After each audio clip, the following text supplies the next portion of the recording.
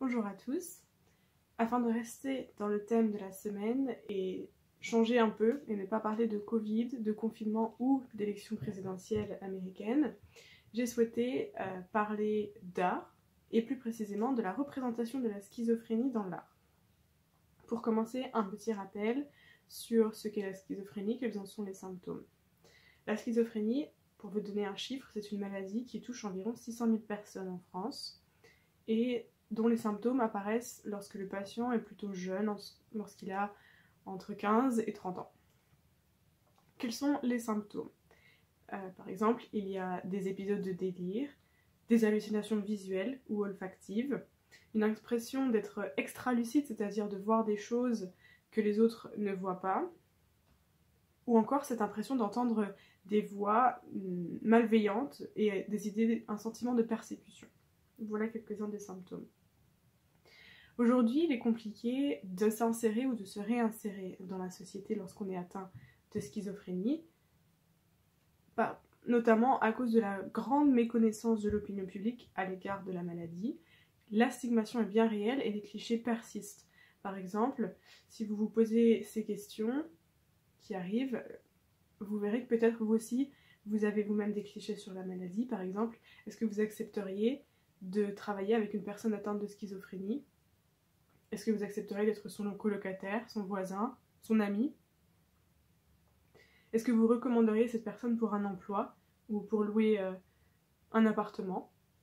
Réfléchissez peut-être à ces questions après cette présentation. Donc j'ai décidé de m'intéresser à la représentation de la maladie via différents supports artistiques.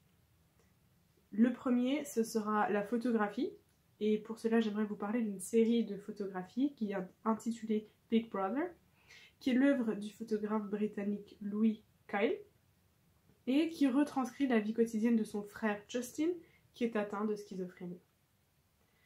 D'habitude, le photographe est reporter sur le terrain et documente des conflits internationaux. Cette fois-ci, il a choisi de braquer son objectif sur un sujet plus proche et plus intime, son frère, et il a une idée en tête, faire de Justin un individu et pas seulement un cas médical. Il explique que son projet, c'est avant tout de lutter contre la stigmatisation.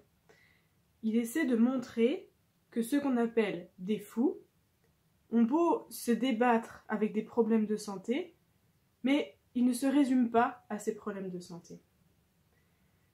Qu'est-ce que l'on peut voir dans les photographies de ce photographe ? Eh bien, on peut constater la quantité de médicaments qui assomment Justin. On peut voir des immortalisations de ses séjours à l'hôpital de jour, ou encore les frictions avec les travailleurs sociaux, ou encore l'appartement de Justin qui est toujours, où règne toujours un chaos permanent.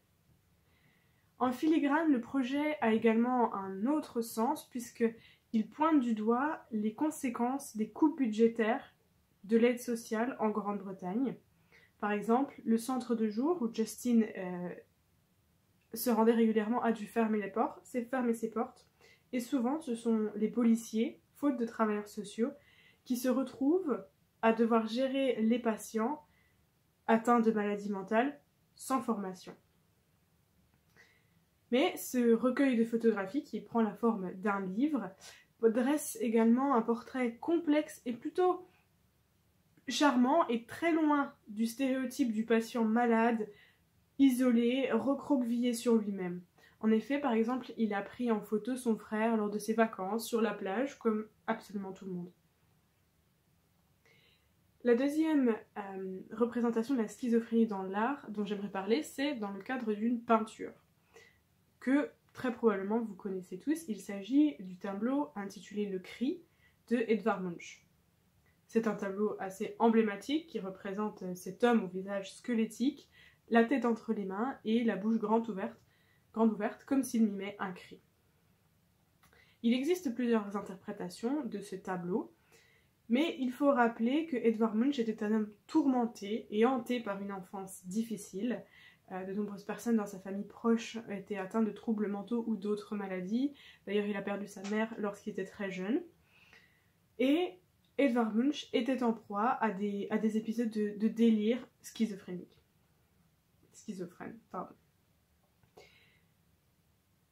Preuve en est un journal où il a lui-même pris des notes et il faisait directement allusion aux cris lorsqu'il décrivait un épisode qu'il avait vécu en parlant d'un soleil qui se couchait, de couleurs bleues, jaunes, rouges qui tournoyaient dans le paysage.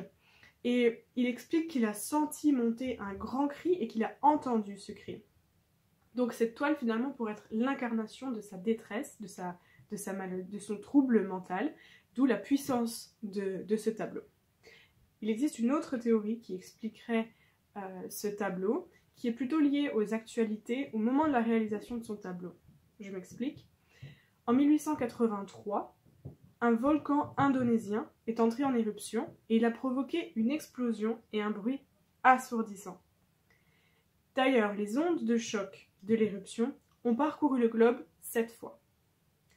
Donc, une théorie suppose que le cri du personnage serait en réalité le cri du volcan et que le personnage ne se prendrait pas la tête dans les mains, mais qu'il se boucherait les oreilles en raison du bruit assourdissant du volcan. C'est une théorie, comme je vous le disais, une autre interprétation serait l'image des troubles, la représentation des troubles psychologiques de l'artiste. Une petite anecdote également, Munch habitait à côté de l'hôpital psychiatrique où était internée sa sœur. Donc ce cri sur ce tableau pourrait être perçu comme une anxiété de la part de l'artiste et sa terreur face aux troubles psychologiques. Enfin, j'aimerais vous parler de la représentation de la schizophrénie sur grand écran et petit écran. Je vais vous parler à présent d'une série qui est disponible sur des plateformes de streaming très connues, dont je ne citerai pas le nom. Le titre, c'est I Know This Much Is True. La série a été adaptée d'un roman qui a eu énormément de succès en 1998, écrit par Wally Lamb. Et la série met en scène des jumeaux qui ont un destin absolument chaotique. Les images sont souvent assez difficiles. La toute première scène est difficile à regarder, si on est un petit peu sensible comme moi. Et la série est magnifiée par l'excellent jeu d'acteur de Mark Ruffalo qui, à lui seul, incarne les deux jumeaux. Les deux jumeaux, qui se prénomment Thomas et Dominic, depuis leur enfance, ont vécu des traumatismes liés à leur contexte familial, à la perte d'un de leurs parents et à une enfance difficile. Et depuis, Thomas est fragile, violent et il développe une schizophrénie grave et délirante. Cette schizophrénie le pousse au bord du gouffre, en grande détresse, et c'est son frère Dominic qui va le rattraper, alors que lui aussi, comme tout le monde, a ses problèmes, mais en parallèle, il doit aider son frère et le sortir de là. L'intrigue alterne des va-et-vient entre le passé et le présent. On comprend comment les deux frères en sont arrivés là en revoyant des images de leur passé, avec des retours en arrière. Et on revient au présent, où l'on voit Dominic tenter de se dépêtrer et d'aider son frère. La deuxième œuvre cinématographique dont j'aimerais vous parler, c'est un film, cette fois, qui est également disponible sur une plateforme de streaming commençant par un N, très connu. Il s'agit de Horse Girl, que nous pourrons traduire par la fille au cheval, pas une fille cheval, la fille au cheval. Le film est interprété et coécrit par Alison Brie. Il s'agit d'un long métrage qui tente de saisir la vie intérieure d'une jeune femme atteinte de schizophrénie. C'est une fiction, mais pour jouer dans ce film, l'actrice s'est inspirée de sa propre histoire familiale et je reviendrai sur cet élément. Dans le film, le personnage, Sarah, a tout d'une jeune femme lambda, elle est un peu timide, parfois un petit peu bizarre, mais rien d'inquiétant. Tous les jours, elle travaille dans un magasin, a de bons rapports avec ses collègues. Une fois qu'elle a terminé, elle va dans un centre équestre et elle va voir un cheval qu'elle montait auparavant, mais qu'elle ne monte plus. Et une fois qu'elle a terminé sa visite au centre équestre, elle rentre chez elle.